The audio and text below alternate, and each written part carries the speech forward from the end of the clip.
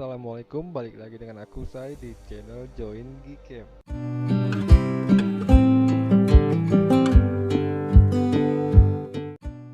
Sebelum kita menggunakan aplikasi Gcam, ada baiknya kita mengecek kamera dua api pada handphone kita. Caranya dengan membuka aplikasi Manual Camera Compatibility.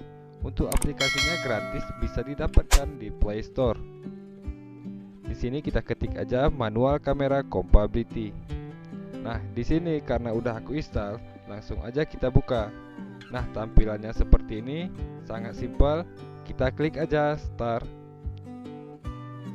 Nah, setelah itu, di sini coba perhatikan ada tanda checklist berwarna hijau dari manual fokus sampai dengan seterusnya. Ini menandakan HP kita bisa menggunakan aplikasi Gcam. Dan sedangkan ada tanda merah bercampur dengan tanda silang, berarti HP kita tidak bisa menggunakan aplikasi Gcam. Nah, nanti apabila ada tanda silangnya 1 atau 2 antara ini, mungkin bisa dicoba menggunakan aplikasi Gcam-nya. Selanjutnya kita mendownload aplikasi Gcam-nya. Caranya kita pergi ke deskripsi video ini. Nanti di sini ada link Gcam. Langsung aja kita klik. Kita akan diarahkan ke web mendownload aplikasi Gcam. Nah, di sini ada beberapa Gcam yang bisa kita download. Nah, coba perhatikan di sini. Gcam yang aku gunakan adalah yang versi Snap, sedangkan apabila sobat menggunakan HP Samsung bisa coba yang versi Scan 3D. Dan sedangkan apabila sobat menggunakan HP Vivo, Oppo, Realme, Asus dan lain sebagainya, bisa coba menggunakan yang versi Android. Oke sobat join, ini untuk aplikasinya sudah aku download, langsung aja kita buka.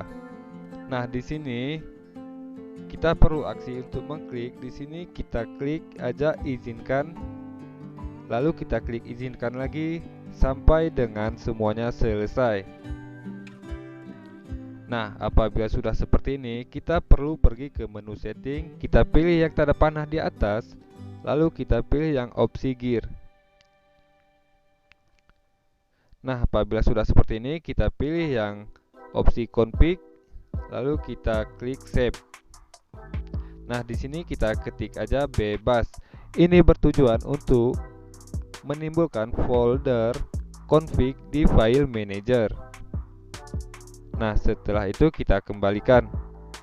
Nah, apabila sudah seperti ini, kita klik dua kali di samping tombol shutter, maka kita bisa memilih config yang harus sudah kita download.